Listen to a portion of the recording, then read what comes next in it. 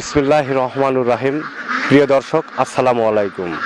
দেশ বা দেশের বাইরে যে স্থান থেকে আমার এই অনুষ্ঠানটি দেখছেন তাদের সবাইকে ফার্মার্স ড্রিম চ্যানেলের পক্ষ থেকে জানাচ্ছি সাদর আমন্ত্রণ।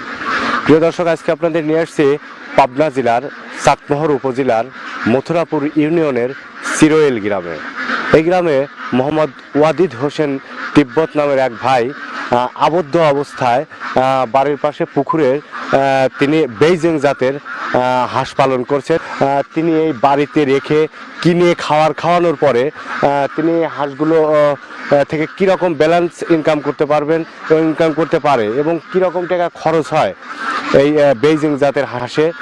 তো আমরা এই ওয়াদিদ হোসেন তিব্বত ভাইয়ের কাছে এই বেইজিং জাতের হাঁস একদম ছোট থেকে বড় পর্যন্ত করতে কীরকম টাকা খরচ হয় এই সকল বিষয় জানবো মোহাম্মদ ওয়াদিদ হোসেন তিব্বত ভাইয়ের কাছে।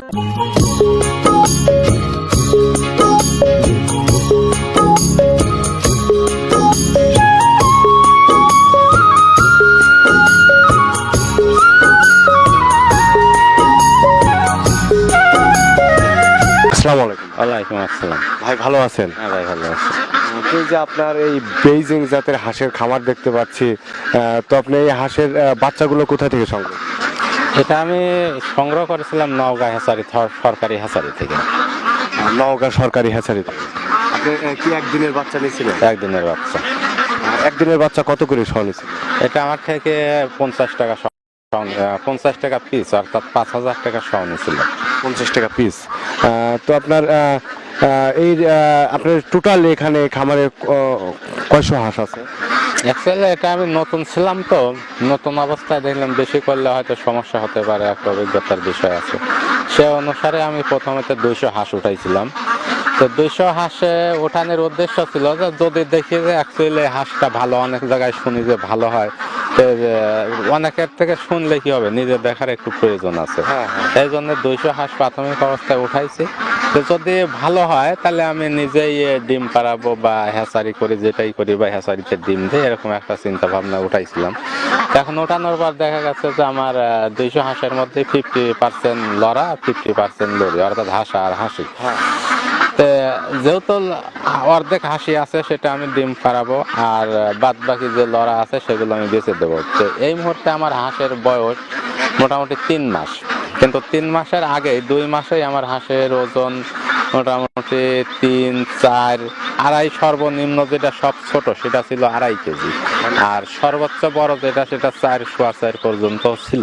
মানে এখন গড় 3.5 কেজি ওজন হয়েছে। হ্যাঁ, গড় 3.5 না হলে 3 হবে আর কি, 3 হবে। 3 কেজি ওজন সব মিলে গড়? হ্যাঁ, গড় 3 থেকে 3.5 হয়েছে আর কি। আর এটা অনেকটা নিজের পরিচর্যার উপর নির্ভর করে, খাওয়ানোর উপর নির্ভর করে। আসলে সে কিভাবে কি করবে, যদি ডিম পাড়ানোর জন্য সে পালন করে তাহলে সেইভাবে তৈরি করতে হবে, আর যদি মাংসের জন্য তৈরি করে তাহলে সেইভাবে তৈরি করতে হবে। আর যদি কেউ মাংসের জন্য তৈরি করে, প্রত্যেকটা একটা হিসাব আছে। মনে করেন যে 4 থেকে 3 কেজি, 3.25 কেজি গড় যদি 3 কেজি, 3.25 কেজি একটা হাঁসের ওয়েট আনতে চায়, তাহলে মনে করেন যে আপনার 400 থেকে 450 টাকা খরচ হবে প্রতিটা হাঁসে 400 থেকে 450। আর এটা দাম বেচেছে এখন যদি 200 টাকা করে বিক্রি করা যায়, তাহলে একটা হাঁসে মনে করেন 600 টাকা করে আসলো। সেক্ষেত্রে আপনার প্রতি পার পিসে 200 টাকা করে লাভ থাকবে প্রতি পার পিস। হ্যাঁ, এছাড়া যারা নতুন তাদের জন্য একটু জানার বা শেখার বিষয় আছে, তারা আমার কথা বা অন্য থেকে যদি শুনে করে এটা তাদের ভুল হবে। নিজে পালন করে প্র্যাকটিক্যাল হয়ে নিজেই বুঝতে পারবে আসলে কিভাবে পালন করতে হবে। আর এছাড়া আরেকটা কথা বলবো, সেটা হলো জাতেরও বিষয় আছে। এই জাতের মধ্যে বর্তমান অনেক মিশ্রণ হয়ে গেছে, যেখানে খামারি মার খায়। আর এজন্য আমি অনেক আগেই আনতে চেয়েছিলাম, কিন্তু তারপরেও আমি অনেক লেটে করে নিয়ে আসছি। যে আমার উদ্দেশ্য ছিল যে আমি নওগাঁ হ্যাচারি থেকে, সরকারি হ্যাচারি, তাতে অরিজিনাল জিনিসটা আমি পাই। হ্যাঁ, এই জন্য অরিজিনাল একটু লেট হয়েছিল। আমি অনেক 6 মাস আগে উঠাতে চাইছিলাম, কিন্তু নওগাঁ হ্যাচারিতে সিরিয়াল দিতে হয়, সিরিয়ালের দেখা যায় 2 থেকে 3 মাস পর আপনার হাঁস পাওয়া যায়। হ্যাঁ, আর যেহেতু আমি নিজে হ্যাচারি করার চিন্তা ভাবনা আছে। আর এটা বাচ্চা যে আমি বাইরেই দেবো এরকম চিন্তা ভাবনা বা মন মানসিকতা আমার নাই। দেখা যাচ্ছে আমি নিজেই উৎপাদন করে নিজেই পালন করব, যেহেতু নিজে পালন করব যাতে জাতটা আমার সঠিক থাকে। এই জন্য আমি সরকারি হ্যাচারি থেকে আনছি এবং ইনশাল্লাহ জাতটা ভালো, আমার বিশ্বাস আছে যে এটা অরিজিনাল জাত। তো সরকারি হ্যাচারি এখানকার ভুল হওয়ার কিন্তু অনেকে ব্যবসায়ী মন মানসিকতায় হাঁস পালে, দেখা যায় যে তাদের জন্য ভালো ভালো খামারি মার খাওয়া যায়, কারণ নিচ্ছে একটা হচ্ছে আর একটা।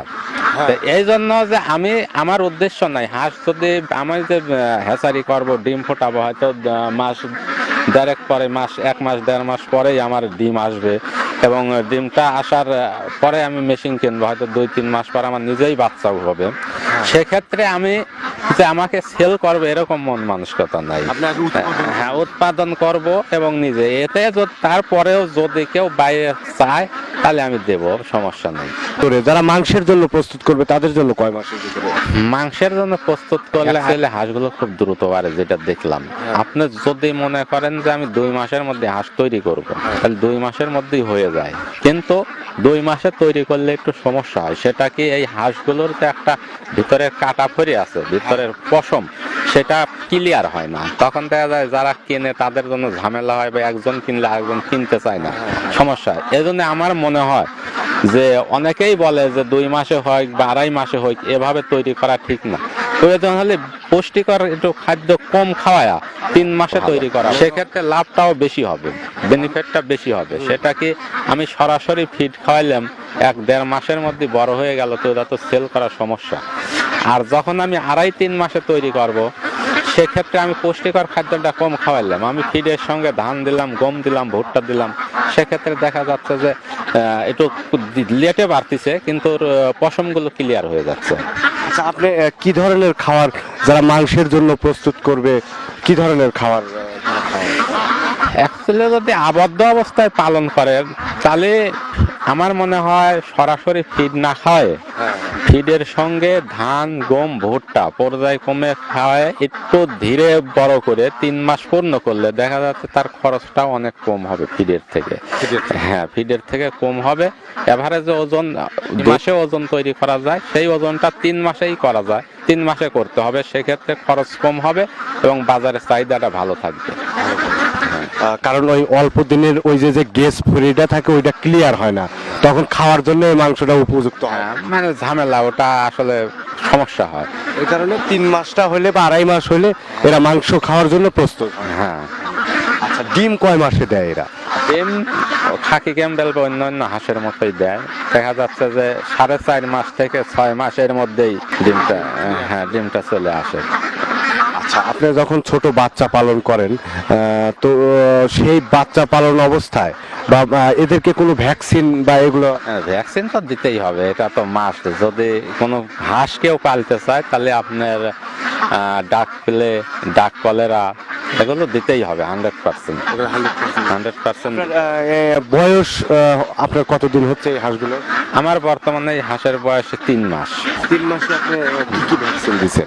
3 মাসে আমি দিছি ডাক পেলে, ডাক কলেরা, দুটাই দেওয়া হয়েছে। কতদিন বয়সে আপনি ডাক পেলে দিয়েছেন? এটা প্রথম মাসে, অর্থাৎ 20-25 তারিখে দিছি আপনার ডাক পেলে। তারপর 15 দিন বয়সে, তার 15 দিন পরে দিছি আবারও ডাক পেলে, ডবল বুস্টার ডোজ বলা হয়, সেটা দিছি।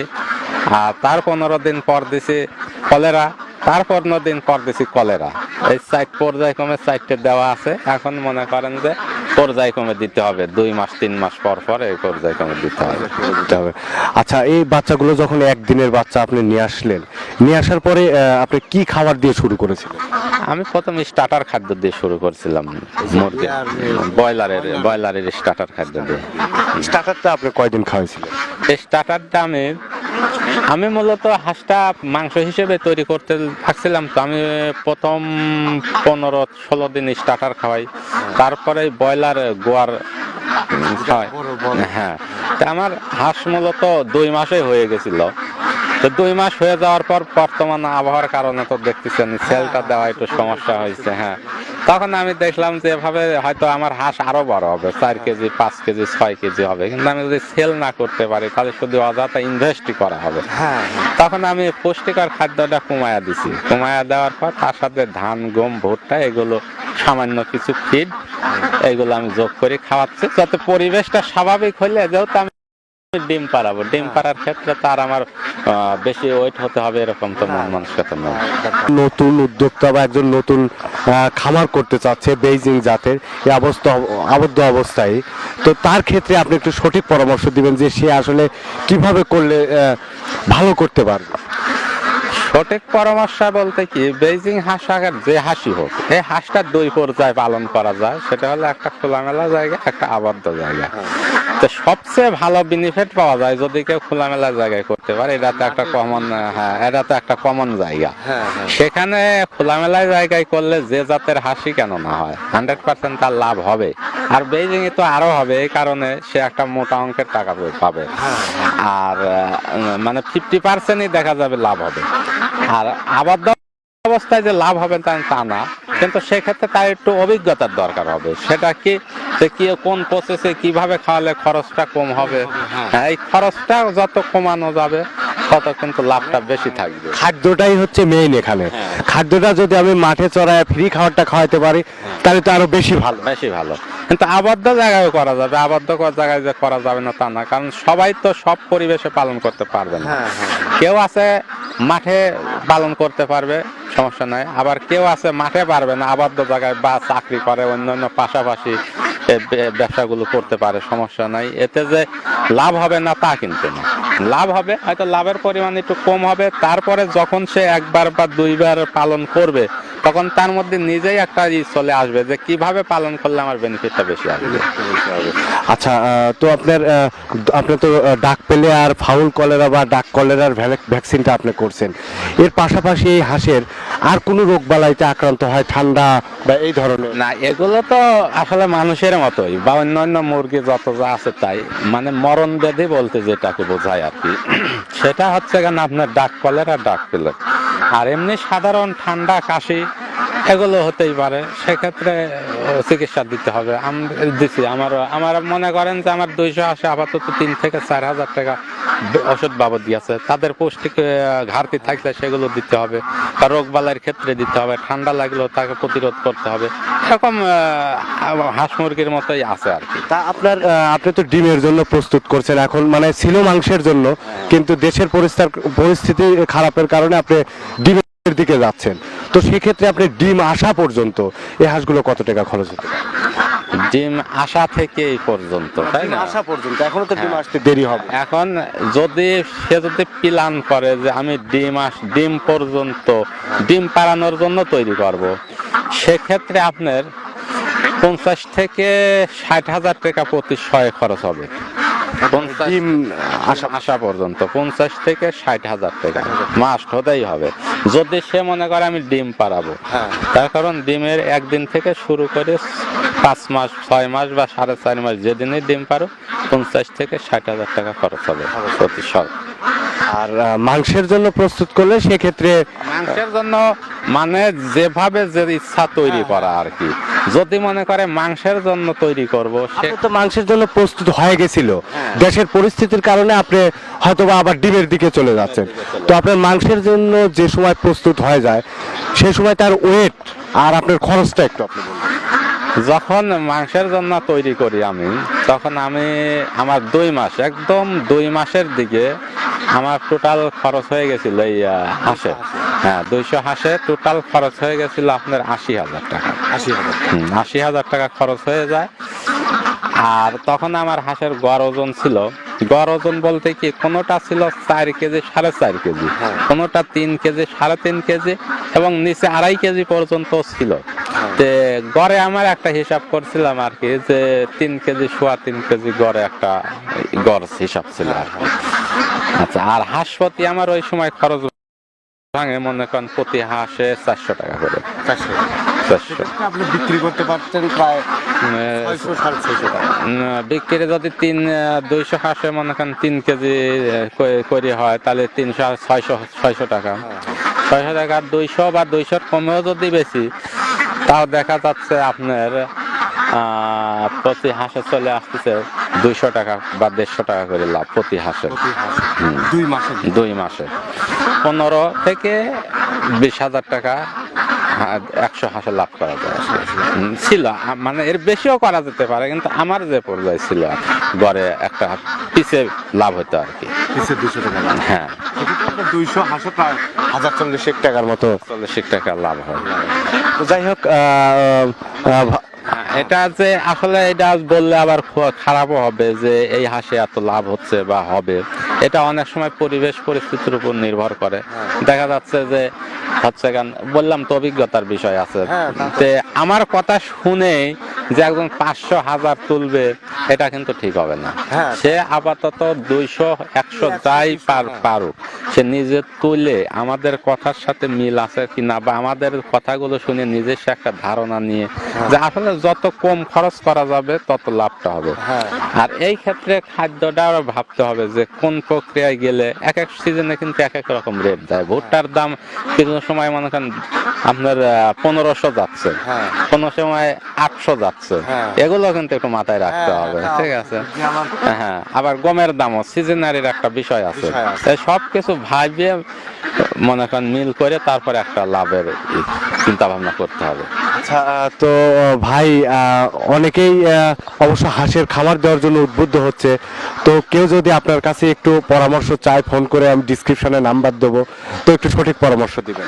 পরামর্শ তো অবশ্যই দেব, কারণ এটা একজন সাধারণ মানুষ হিসেবে তার দায়িত্ব। কেউ যদি কারো কাছে পরামর্শ চায় অবশ্যই দিতে হবে, কারণ হাঁসের খামারে যত লোক আছে আমি দেখছি আমার চাটমোহর থানা বা পাবনা জেলায় এগুলো আগে যেগুলো পুরাতন হাঁসের খামারি আছে অ্যাকচুয়ালি এরা কিছুই জানে না, বুঝছেন?